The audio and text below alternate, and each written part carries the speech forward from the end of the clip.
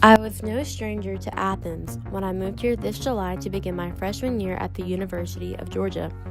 Although I had been coming here since before I could remember, I still felt as though I had barely scraped the surface in discovering the rich culture and history Athens has to offer.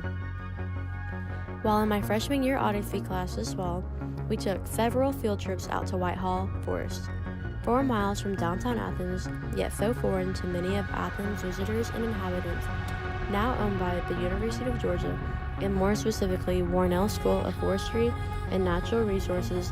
The Whitehall Forest covers approximately 840 acres in Clark and Oconee County.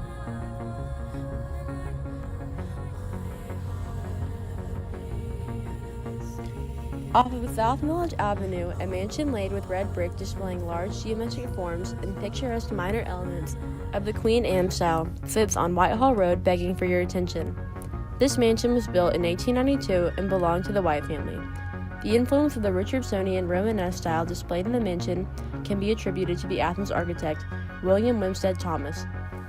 The Whites were certainly notable figures in the development of Athens. John Richard White attended the University of Georgia and dropped out as he decided to serve in the Civil War. Upon his return, he took over his father, John White's role, serving as president of the Whitehall Yarn Mills, the Athens Foundry and Machine Works, the Athens Compress Company, and the National Bank of Athens. After the death of his parents, John R. White had the Whitehall Mansion constructed. Their former family home was moved to the site to serve as a school for his children. The schoolhouse no longer sits on the site as it was transported to Dillard, Georgia in 1906. Being on the site, the house almost feels as though it is begging you to hear its story. Even though the property is owned by the University of Georgia and is located only 4 miles from downtown Athens, it feels as though the whole plot of land, including the forest and the house, sit in a completely other county. As opposed to other parts of Athens, it's strangely quiet here. You can faintly hear construction from outside the property, and every once in a while, a UGA vehicle or a Warnell student or faculty will drive past, reminding you that you aren't alone.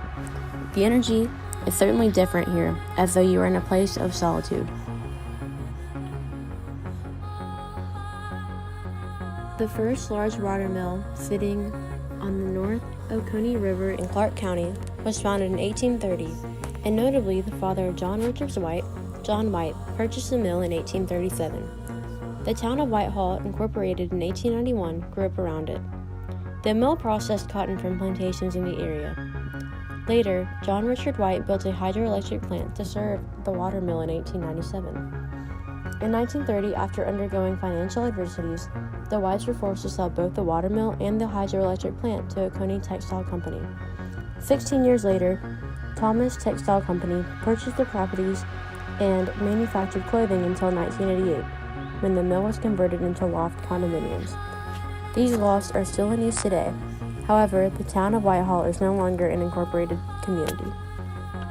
Having once had a town named after the family, owning a large section of land, and serving as president for many businesses, the Whites unquestionably made their mark on Athens. The Whites' legacy lives on in the Athens community, as their house and land were deeded to the University of Georgia. I believe the Whites are under-acknowledged. Having known nothing of the family and their impact prior to this fall, I feel more versed in the history of this place I now call home.